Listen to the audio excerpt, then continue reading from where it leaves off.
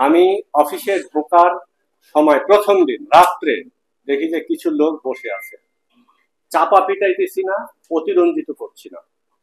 তার মধ্যে স্কুলের পোশাক পরে এক মেয়ে আছে, তার মা আছে, আর 10-12 জন ইয়াং ছেলে আছে। আমি গাড়ি থেকে নামলাম, নেমে বললাম যে, কপালে সিঁদুর দেখে বললাম যে, দিদি আপনি কেন আসছেন, কার কাছে আসছেন? বললো যে আমি আমার মেয়ের পাসপোর্ট করার জন্য আসছি। তো জান নাই কেন? যে আগে চেক করবে তারপরে। ভাই আপনারা আসছেন কেন? যে আমরাও পাসপোর্টের জন্য আসছি। তো যেতে দেয়নি কেন? যে আমাদেরকে এখানে বসতে বলছে, ওই যে গেটের ওখানে। আমি বললাম যে আপনারা সবাই আসেন আমার সাথে। তো যে না, এসপি সাহেব বললে তারপরে দিব। যে আসেন, আপনার এসপির কাছে অনুমতি নেই। আমি নিয়ে আসছি, নিয়ে এসে বলছি এখানে বসেন, আসছে আপনাদের এসপি। তারপরে এই ডিওয়ান দাঁড়ান, ওই ডিওয়ানকে ডাকলাম যে কথা বলেন, কার কি সমস্যার সমাধান করে আমাকে জানাবেন। আমার দাম খুব কম, খুব কম, দুর্লভ তো দূরের কথা, খুব কম দামি বস্তু, আমি খুব কম দামি বস্তু, এটা প্রমাণ হবে। আমার কাছে সহযোগিতা চাইেন না, আপনারা কাজ করেন। আমাকে স্বপ্ন দেখায়েন না, আপনারা স্বপ্ন বাস্তবায়ন করেন। আমাকে পরামর্শ দেন না, ওই কাজটা আপনারা করেন।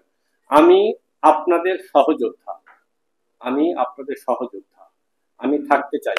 সর্বশেষ কথা হচ্ছে, আমাদের আপনাদের আশা আকাঙ্ক্ষা থাকবে, ভুল বোঝাবুঝি থাকবে, জটিলতা থাকবে, এর মধ্যেই সমাজের দিকে থাকতে হবে। কোরআনে একটা কথা বলে শেষ করি, মানুষ অপরাধ করবে, সমাজ অপরাধের প্রজনন স্থল। মরুভূমিতে অপরাধ হয় না, পাহাড়ে অপরাধ হয় না, সাগরে অপরাধ হয় না। অপরাধ কোথায় হবে? যেখানে মানুষ বসবাস করে। মানব সমাজ অপরাধের প্রজনন স্থল, এখানে অপরাধ হবে।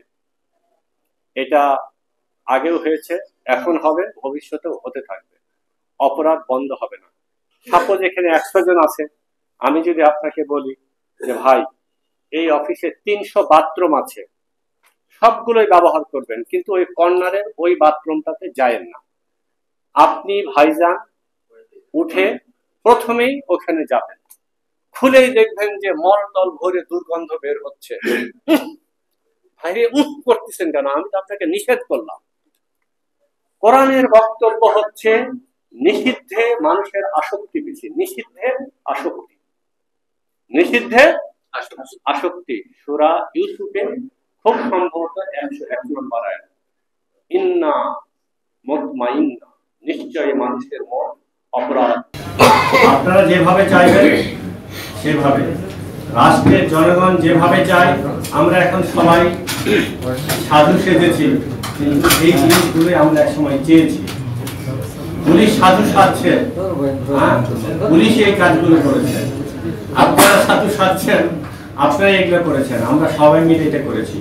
তো আসেন, আমি কি চাই, আপনি কি চান, এটা না বলে আমরা সবাই মিলে যে গাজীপুর চাই সেই গাজীপুরই তৈরি। আমি কি চাই, আপনি কি চাই, এটা না, আপনারা সবাই মিলে যে গাজীপুর চান সেই গাজীপুরই আমরা নির্মাণে পরস্পর পক্ষে সহযোগিতা করি। আর ভাই যেটা বলেছেন যে প্রতিশ্রুতি, আমি এই প্রতিশ্রুতি দিতে পারি যে আপনার বিরুদ্ধে মামলা হবে না। আমি এই প্রতিশ্রুতি দিতে পারি যে আপনার বিরুদ্ধে মামলা হতে পারে, আপনার দোষ না থাকলে আপনি চার্জশিট ভুক্ত হবেন না। আপনার বিরুদ্ধে মামলা হতে পারে, আপনি আমার বিরুদ্ধে মামলা করতে পারেন না, আপনি আমার বিরুদ্ধে মামলা করতে পারেন, কিন্তু এটা তদন্তের মাধ্যমে প্রমাণ হবে যে আপনি যে আমার বিরুদ্ধে অভিযোগটা আনলেন এটা সত্য না। আমি এই প্রতিশ্রুতি আপনাকে দিতে পারি যে অভিযোগ আসতে পারে, মামলা এজাহারভুক্ত আসামি হতে পারেন, কিন্তু আপনি যদি ওই অপরাধটা না করেন তাহলে আপনি চার্জশিটভুক্ত হবেন না। এই প্রতিশ্রুতি আপনাকে দিলাম, কিন্তু আপনার বিরুদ্ধে মামলা হবে না, এই প্রতিশ্রুতি আমি দিতে পারি না। আপনি আমার বিরুদ্ধে মামলা করতে পারেন না? তাহলে আমি কিভাবে প্রতিশ্রুতি দেই যে আপনার বিরুদ্ধে মামলা হবে? মামলা হতে পারে। পুলিশ যে অবস্থায় আছে, আপনারা পাশে গিয়ে দাঁড়ান, আমাদেরকে ইতিবাচক ভাবে নেন। আমি আপনাদের সহযোদ্ধা, আমি আপনাদের সহযোদ্ধা। আমার কাছে আশা করেন না, আমি কোনো গাজীপুরও তৈরি করতে চাই না, আমি আপনাদের সহযোদ্ধা, আপনারা যেরকম চাবেন আমি সেরকম ভাবে গাজীপুরকে তৈরি করার চেষ্টা করব। আপনিও নির্মাতা, আমিও নির্মাতা।